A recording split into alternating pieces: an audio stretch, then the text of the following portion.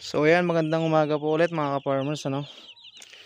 So ito na po yung ating mga 40 heads na broiler chicken, ano. So may na-discover lang po ako, no, sa pagpapainom po natin ng vitamins.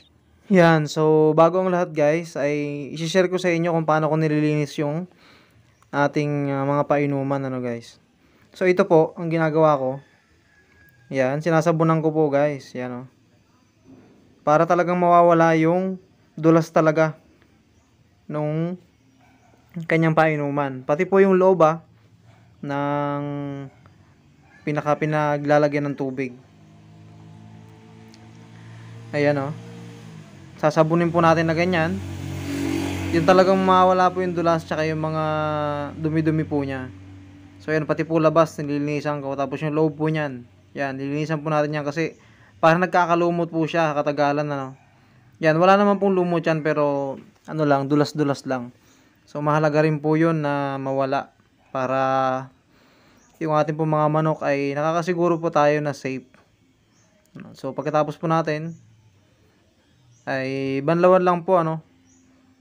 Banlawan. Yan. So siguraduhin lang po natin na yung pagbanlaw natin dahil nilagyan natin ng sabon ay malinis at talagang wala nang matitirang sabon.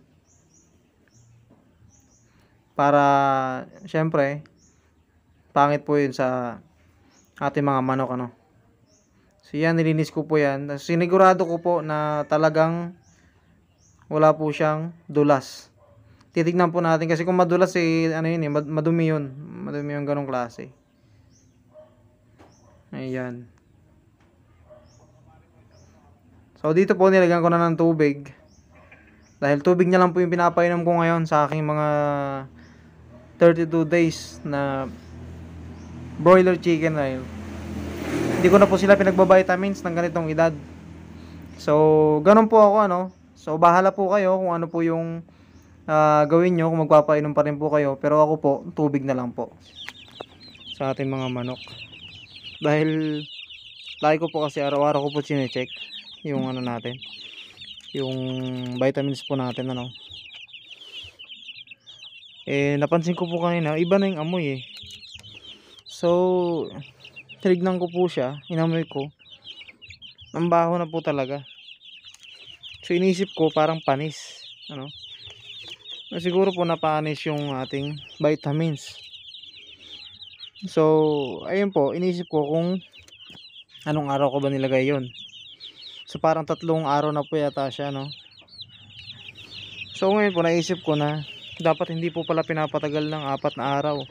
3 araw yung vitamins po natin sa lalagyanan na ganyan. Kasi napapanis po pala siya. Ayan. So ang ginawa ko po kayo na pinalitan ko na yun kasi parang mabot ng 3 araw. Tapos to naman ay bali pangalawang araw niya ngayon. So medyo okay pa po, ano. So yun, pag maglalagay po tayo ng vitamins, yung ganito po kasi 1 gallon ay 4 na litro po yung laman yan. Syempre depende po kasi kung ilan yung inaalagaan natin. Siguro kung 20 lang inaalagaan natin, para yung sakto lang po na mauubos nila, ay siguro mas maganda po ay kalahati lang nito ng isang ganito. Tapos ang ilalagay natin na vitamins, syempre 2 spoon po yun. 2 kutsara pag isang ganito 4 gallons na sinasabi nila, or 1 gallon pala na 4 liters kung litruhan. So mas maganda po na isang kutsara lang, tapos kalahati lang ito para saktong 2 araw bago nila maubos na, para hindi po mapanis. Sayang po kasi yung vitamins. So ayun lang po, mahalaga din po yun na palitan kasi nagko-cost po yun ng bakterya rin po. Syempre, di ba? Pag panis, pag tao nga nakakain ng panis, sinasakitan ng tiyan. Syempre, lalo din po yung mga manok. Ayan, oh.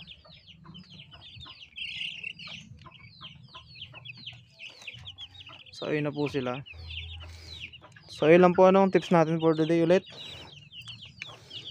Huwag po natin hayaan na maging 3 araw yung ating mga painumin na vitamin sa ating mga manok para hindi po mapanis.